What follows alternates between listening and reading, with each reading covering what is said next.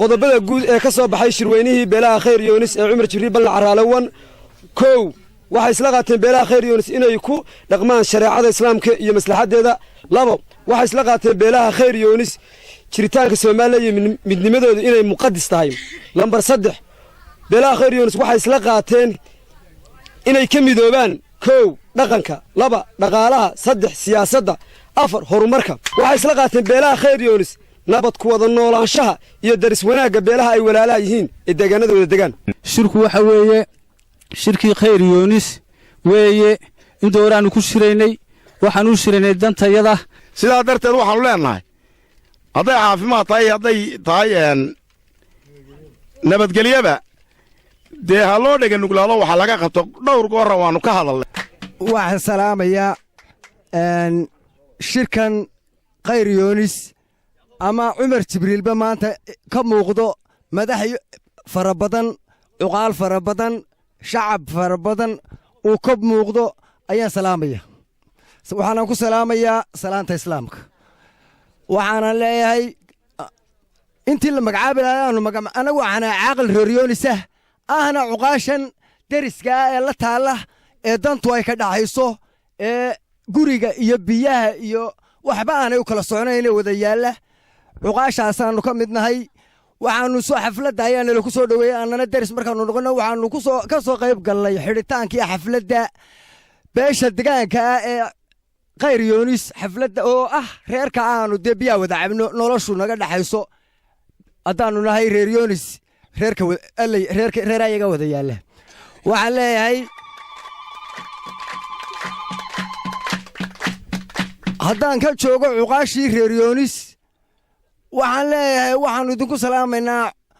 cumar jibriilba markaad tihiin salaanta islaamka waannu idin soo dhowaynaynaa aad iyo aad baannu shirkiinnan ugu hambalyaynaynaa bismillaahi raxmaani raxiim halkan waxaan ka salaamayaa marti sharafta badan ee cumar jibriil gaar ahaan marti sharaftan dadka nagu soo casuntay khayr yoonis ayaan aad u salaamaya waxaan kaloo salaamayaa saacatul wasiirka fadhiya ilaa suldaan ilaa xildhibaano heer qaran iyo heer gobol iyo salaadiinta aad baan intaba u salaamayaa waxaan ku salaamayaa salaanta islaamka assalaamu calaykum waraxmatullahi wabarakaatu anigoo ku hadlaya magaca dalladda beesha cumar jibriil iyo hablaha muuse bakor oo ku midoobay beel ahaan gobolka togdheer magaceedana la yidhaahdo heego iyo hilacbari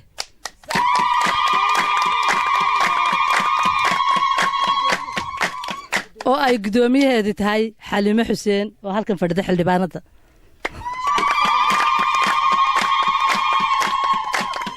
annaga oo ku midownay mid siyaasadeed iyo mid dhaqan iyo mid beeleedba marti sharafta qaaligeena soo dhoweysay waxaan idin leeyahay shirkiina aa qaban qaabsateen ku guulaysta kii jira oo joogana ha noqdo wasalaamu calaykum waraxmatullahi marka hore waxaan salaamayaa suldaanka guud cabdiraxmaan qodax waxaan kaloo salaamayaa wasiirka waxaan salaamayaa bara saabka waxaan salaamayaa cuqaasha waxaan salaamayaa xildhibaanada waxaan salaamayaa maayarada waxaan salaamayaa shacab weynaha xafladda isugu yimi waxaan kaloo salaamayaa marwooyinka jooga iyo hablaha Soomaaliland halka isugu yimi Cumar iyo Muuse Bakor waxaan ku salaamayaa salaanta islaamka assalaamu calaykum waraxmatullahi wabarakaatu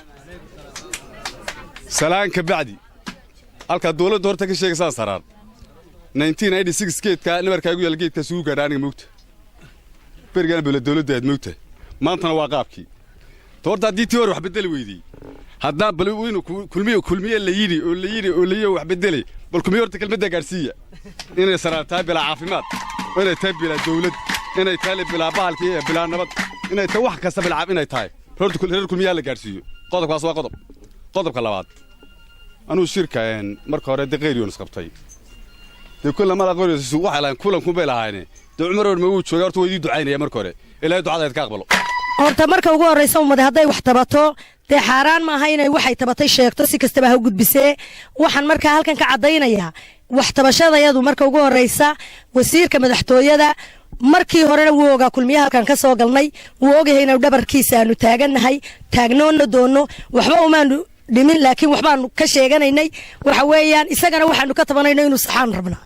inta loo soo sheegina waa run haday cusbataan tahay hadday biyo tahay hadday caafimaad tahay shirkan khayr yoonis marka hore waa ku hambalyaynayna waana ugu ducaynaynaa aad iyo aad baan u soo dhaweynayaa shirka qodobada ka soo baxayna insha Allah way hirgelinaynaa waana qaadaynaa wasiir dowlaha wasaaradda waxbarashada barasabka xigeenka gobolka Saraar xogayaha dowladda hoose degmada Berbera halkaas si wada uga hadlay laynagu sharaxay oo laynagu cadeeyay ujeedada uu shirku lahaa taasoo ahayd beesha khayr yoonis ee kamid ah beelaha Cumar Jibriil inay kaga tashanaysay aayaheeda beelnimo iyo mustaqbalkeeda iyo inta ay kale la wadaagto wasiir way ku sheegeen beeshani inay kulmiye yihiin waxa kale oo ku sheegeen xildhibaanada uga soo baxay magaalada Berber golaha deegaanka ee iminka jooga iyo kuwa caynaba labaduba inay kulmiye yihiin waxay kale oo halkan ka cadeeyeen beeshu oo aan fariinta gaarsiinayna xisbiga kulmiye iyo madaxdiisa iyo madaxda dawladda in xildhibaanada ka sharaxan golaha baarlamaanka ee caynaba iyo Berbera laba xildhibaan ba uga sharaxan labada xildhibaanba inay kulmiye yihiin beesha khayr yoonis tallaabada ay qaadeen ee ay ku mideeyeen taladoodii ilaahay haydin ku guuleeyey noocay tahayba dad iyo duunyo naf iyo maal